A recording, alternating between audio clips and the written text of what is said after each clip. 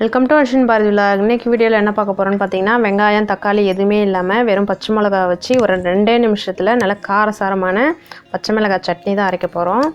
நல்லா காரமாக இருக்கும் அப்படிலாம் நினைக்க தேவையில்லை. இதுக்கு நம்ம காரத்தை பேலன்ஸ் பண்ணுற அளவுக்கு நம்ம சிலதெல்லாம் சேர்க்க போகிறோம். வாங்க இப்போ எப்படி சேர்த்துன்னு பார்க்கலாம்.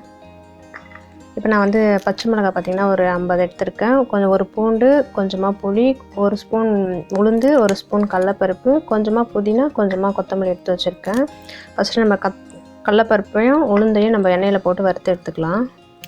இப்போ உளுந்தும் கடலப்பருப்பும் நல்லா செவந்து வரட்டும். இப்போ நல்லா செவந்து வந்துடுச்சு, எடுத்துக்கலாம். இப்போ நம்ம எடுத்து வச்சுருக்க பச்சை மிளகாய் சேர்த்துக்கலாம். பச்சை மிளகாய் சட்னி ரொம்ப காரம் அப்படிலாம் நினைக்க தேவையில்ல. இது பார்த்திங்கன்னா அவ்வளோ டேஸ்ட்டாக இருக்கும், சூப்பராக இருக்கும். ஒரு டைம் செஞ்சிங்கன்னா மறுபடியும் செய்வீங்க, அந்த மாதிரி இருக்கும் டேஸ்ட்டு. இப்போ பூண்டையும் சேர்த்துக்கலாம். பச்சை மிளகாய் வதங்கிடுச்சு. இப்போ நம்ம எடுத்து வச்சுருக்க புதினாவும் கொத்தமல்லியும் சேர்த்துக்கலாம். இப்போ நல்லா புதினா கொத்தமல்லி நல்லா வதங்கட்டும். நல்லா பச்சை மிளகாய் பார்த்திங்கன்னா அந்த அளவுக்கு வதங்கணும். நீங்கள் வந்து ரொம்ப காரமான மிளகாய் எடுக்கிறீங்க, உளுந்து கடலப்பருப்பு இந்த புதினா கொத்தமல்லாம் கொஞ்சம் எக்ஸ்ட்ராவாக சேர்த்துக்கலாம். அப்போ தான் காரம் அது வந்து பேலன்ஸ் ஆகும். இப்போ நல்லா வதங்கிடுச்சு. நான் ஒரு எலுமிச்சை சைஸ் புளி எடுத்து வச்சுருக்கேன். இதையும் சேர்த்து லைட்டாக வதக்கிக்கலாம். இந்த புளி சேர்த்து அரைக்கிறப்ப தான் நல்லாயிருக்கும் டேஸ்ட்டு. பார்த்திங்கன்னா கொஞ்சம் புளிப்பாக. இப்போ நல்லா வதங்கிடுச்சு. இப்போ எடுத்து நம்ம ஆற வச்சுக்கலாம்.